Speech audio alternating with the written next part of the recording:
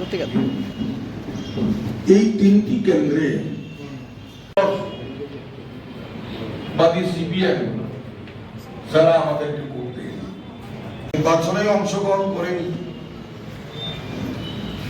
এবং কিছুটা এই ৬টা জেলার মধ্যে গত বিধানসভা নির্বাচনে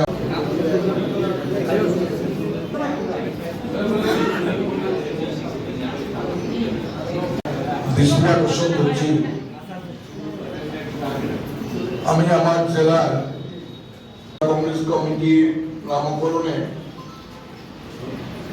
এই জেলার ৬টা তাদের দাবি এটা যথার্থ এবং এটা কনস্টিটিউশনাল ডিমান্ড।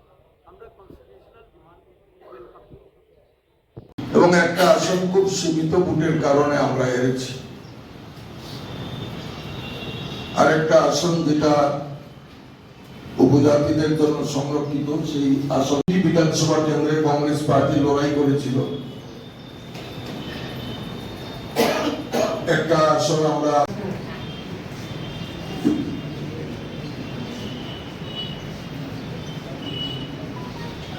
আমাদের নবনিযুক্ত ব্লক সভাপতিদের নিয়ে এবং বিভিন্ন জেলার জেলা সভাপতিরা সাংগঠনিক আমাদের যে দলীয় জেলা, এই জেলার সভাপতিদের নিয়ে আজকে এক আলোচনা সভার মাধ্যমে আগামী 6ই মার্চ স্থানীয় টাউন হলে আমাদের রাজনৈতিক কর্মী সম্মেলন।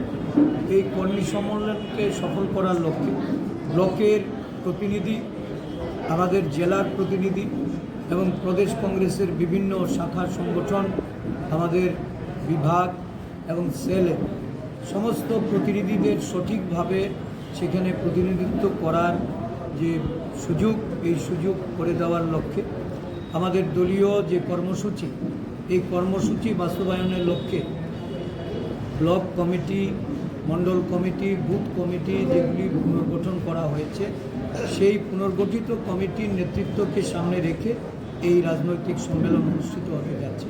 এই রাজনৈতিক সম্মেলনকে সফল করার জন্য আমাদের বিভিন্ন স্তরের নেতৃত্বদের নিয়ে আজকের এই সভা। আগামী দিন আমাদের যে আসন্ন লোকসভা নির্বাচন, এই লোকসভা নির্বাচনের প্রস্তুতি কীভাবে নেওয়া, আমাদের দলীয় সিদ্ধান্তে উপনীত হতে গেলে আমাদের তৃণমূল স্তরের নেতৃত্বের মতামত, সেগুলি গ্রহণ করার লক্ষ্যেই আজকে এই সভা। মতার সঙ্গে আলোচনা কতটুকু এগুলো এবং আজকে যে অনশন করছে তারা কী বলবেন এই ব্যাপারে? না, আলোচনা তো আমাদের চলছে। আমাদের আলোচনা আমরা আমাদের কেন্দ্রীয় নেতৃত্বের কাছেও পৌঁছে দিয়েছি। সিদ্ধান্ত যখন হবে তখন আপনারা জানতে পারবেন।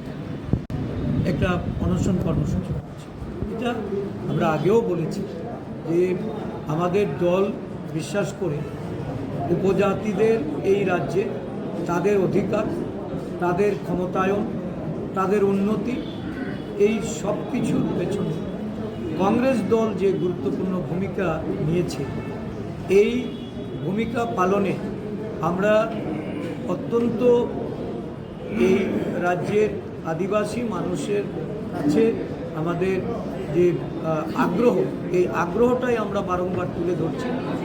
125তম সংশোধনীর কথা প্রস্তাব আকারে আমাদের কংগ্রেস সরকার থাকতে ডক্টর মনমোহন সিং ওনার প্রধানমন্ত্রীত্বেই সেটা উত্থাপন, এবং দেখা গেছে যে ক্ষমতায়নের প্রশ্নে এই সংশোধনী অত্যন্ত জরুরি।